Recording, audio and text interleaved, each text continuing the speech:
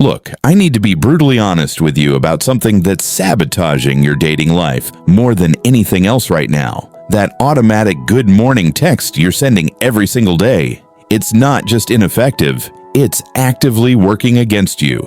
It's making you less attractive, less interesting, and positioning you as just another predictable guy in her notifications. And today, we're going to fix that permanently.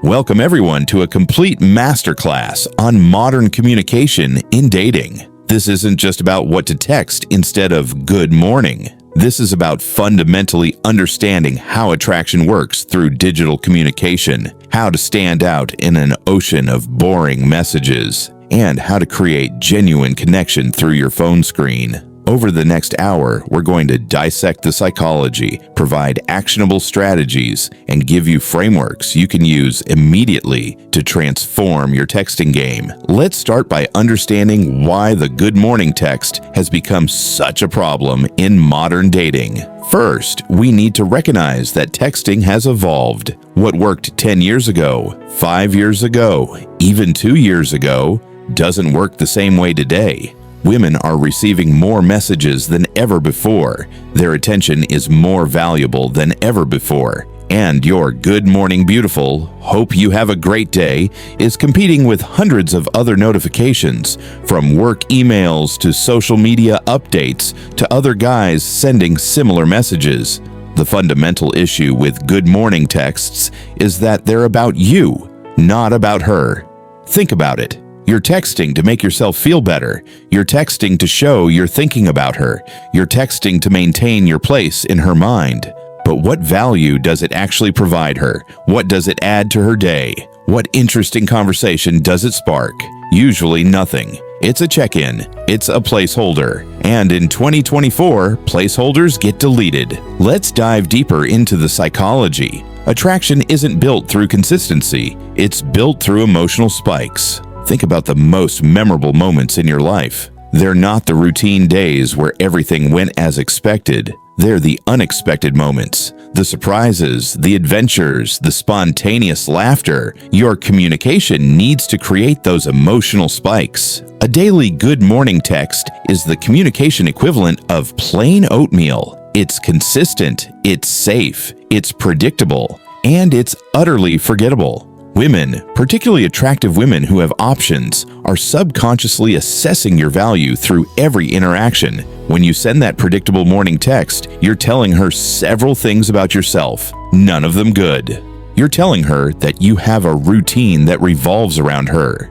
You're telling her that you're not busy enough with your own life to have interesting things happening later in the day. You're telling her that you value consistency over authenticity. And none of these are attractive qualities. Now, I want to address the counter-argument I know some of you are thinking. But women say they like sweet texts. They say it's thoughtful. And yes, in surveys, and when asked directly, women will often say they appreciate thoughtful messages. But there's a massive difference between what people say they want and what actually creates attraction.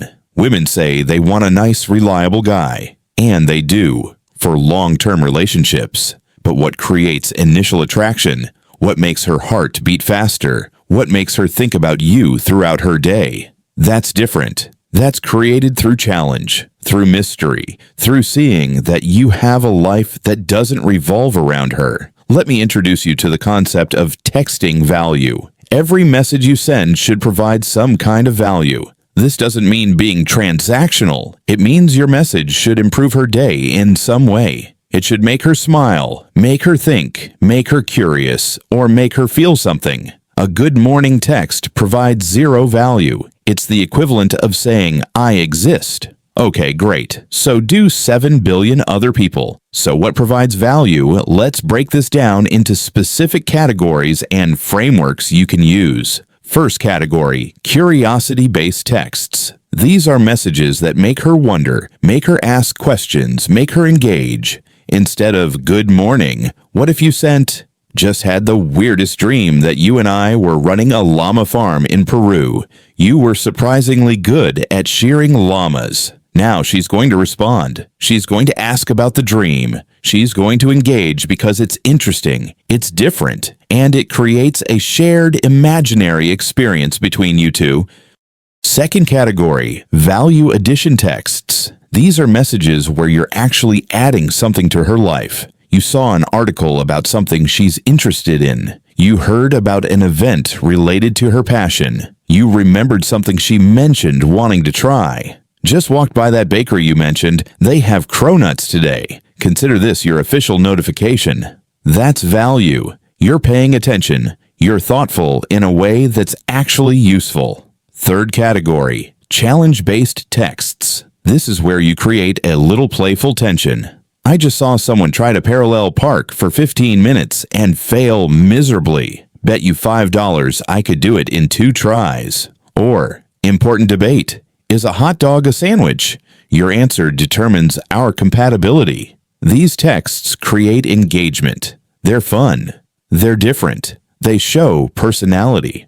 Fourth category, memory-based texts. You reference something you shared together. Just heard that song from Saturday night, and it got stuck in my head all over again. Your fault, by the way. This creates emotional connection. It shows you remember your time together. It's specific and meaningful. Now, timing is everything. The worst time to text someone, first thing in the morning.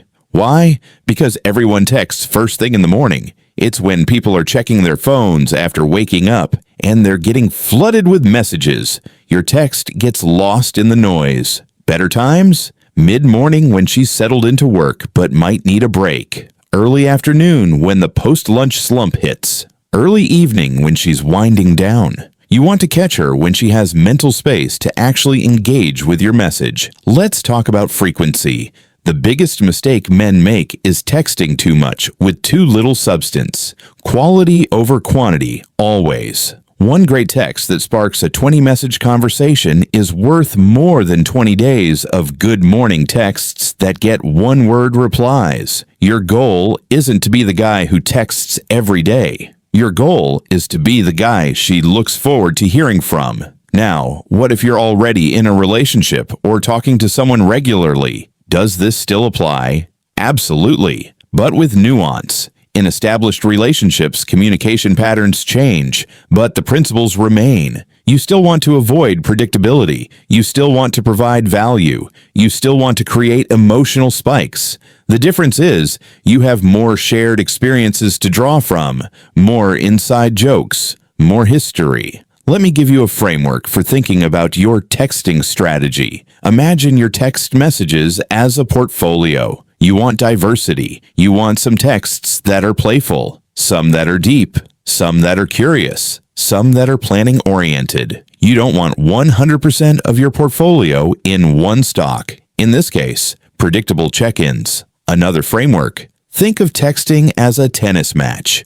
You want to hit the ball back in a way that makes it easy and interesting for her to return. Good morning is like hitting the ball directly into the net.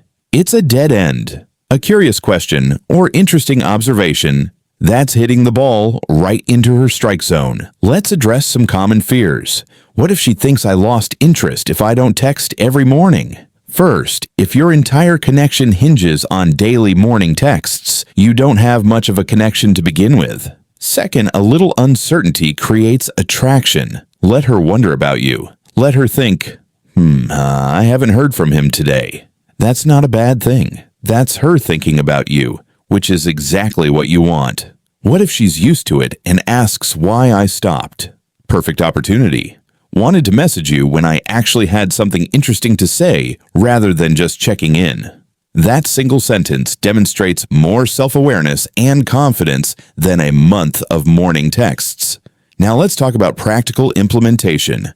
Starting tomorrow, I want you to do a 30-day texting reset. Here's exactly how. Days 1 to 7. No good morning texts at all. None. Don't announce it. Don't explain it. Just stop. Instead, wait until something interesting happens in your day. Maybe you see something funny on your commute. Maybe you have an interesting thought. Maybe you remember something about her. That's when you text. Days 8 to 14. Experiment with the different categories we discussed. Try a curiosity-based text one day. Try a value-add text another. Try a playful challenge. Notice which ones get the best responses. Pay attention to what works with this specific woman. Days 15 to 21. Start creating patterns of engagement based on what works. If she responds really well to playful challenges, incorporate more of those. If she loves when you send articles related to her interests, make a note to look for those. Customize your approach. Days 22 to 30. Refine and optimize. You should now have a much better sense of what creates good conversation with her. You should be having more meaningful exchanges. You should notice that she's initiating more, responding faster, engaging more deeply. During this process, I want you to track your results, not in a creepy spreadsheet way, but pay attention to response time, response length. Does she ask questions back? Does she initiate conversations? Does she reference things you've talked about? These are all indicators of engagement. Now, let's address some edge cases and specific situations. What if you're dating multiple people? The principles remain the same. In fact, having multiple people in your dating life often makes this easier because you're naturally less focused on any one person, which reduces the urge to overtext. What if she's a bad texter herself? Some people just aren't big texters. That's okay. The goal isn't to force someone to be something they're not. The goal is to communicate in a way that works for both of you. If she's not a big texter, focus on quality even more. Make your few messages count. What about voice notes? Absolutely. A thoughtful voice note can be amazing. It's personal, it's different, and it lets her hear your voice and personality. Hey, just saw the craziest thing and thought of you. Followed by a 30-second story can be incredibly engaging. What about memes and GIFs? Great when used appropriately. A funny meme that relates to an inside joke. Perfect. A random meme with no context? Not so much. Make sure there's connection to your shared experience or conversation. Now, let's talk about the biggest texting sin of all, neediness. Nothing kills attraction faster than neediness. And good morning texts, when sent daily without fail, reek of neediness. They communicate. I need you to know I'm thinking about you. I need to maintain this connection. I need your validation. Healthy texting communicates, I have an interesting life, and I'm inviting you into it occasionally. That's the shift you need to make. Let me give you some advanced techniques for those of you who want to take this further. Technique 1. The delayed double text. Normally, double texting is seen as needy, but what if you text something interesting, get no response, and then 3 hours later follow up with something completely different and unrelated? That shows you're not sitting around waiting for her reply. You're living your life and had another thought. Technique 2. The callback reference. Reference something from a previous conversation days later.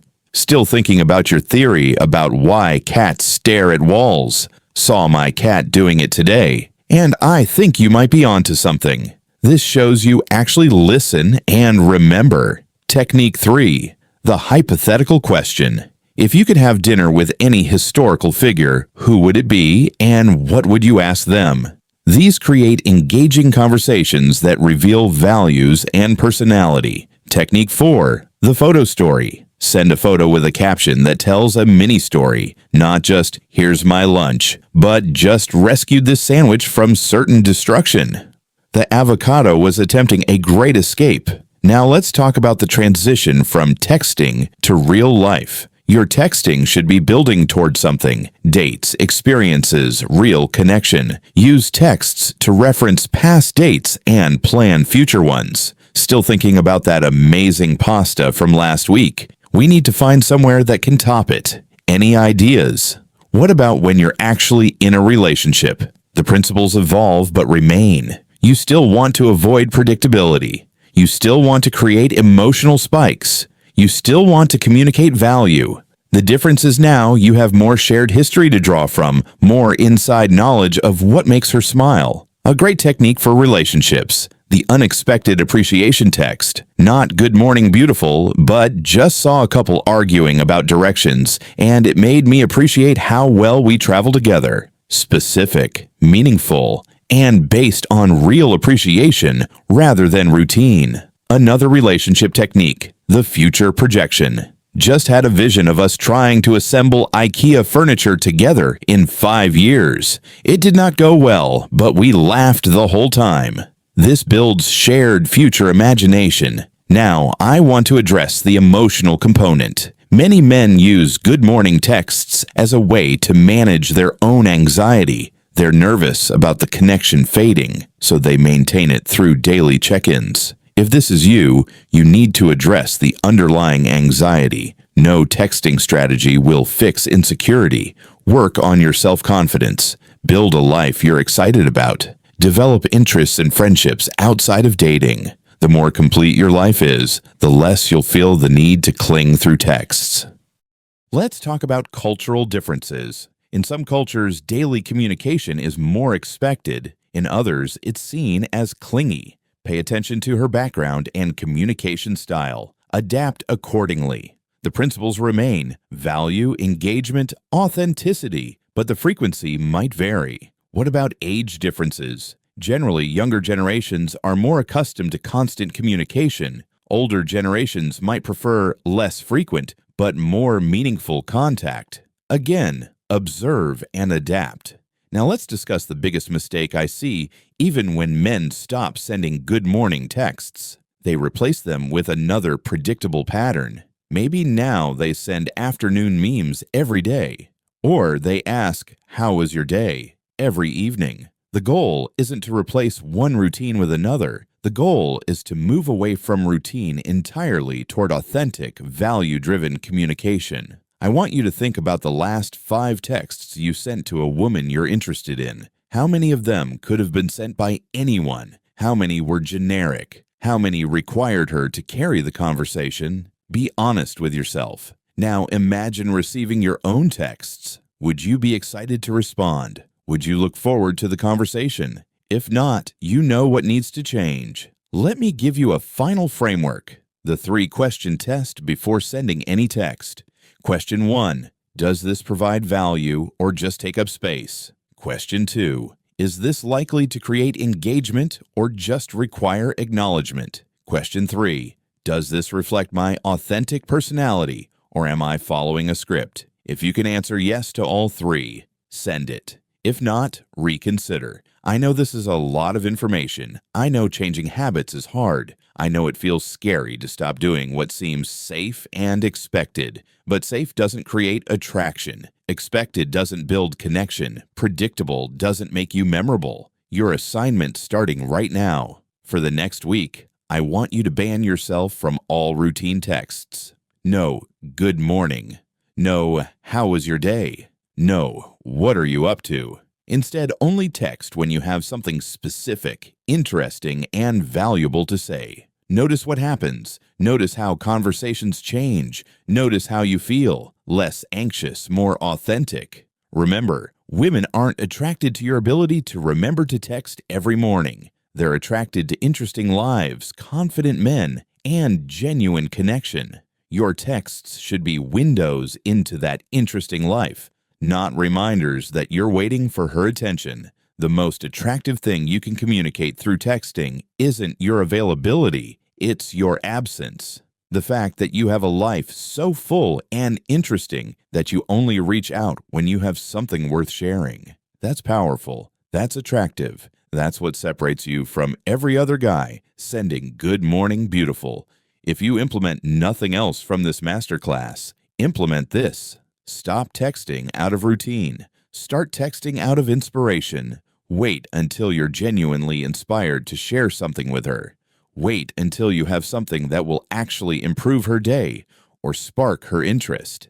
That single shift will transform your dating life. And if you want to take this further, if you want to understand how to build genuine attraction, how to create connection that lasts, how to navigate modern dating with confidence, subscribe to Unmasked Love. For now, start with the basics. Delete the scheduled texts in your mind. Live your life. have experiences, and when something genuinely makes you think of her, when you have something actually worth saying, that's when you reach out. Your text game is about to change forever. The women you're dating are about to see you differently, and you're about to experience connections that are deeper, more engaging, and more authentic than ever before.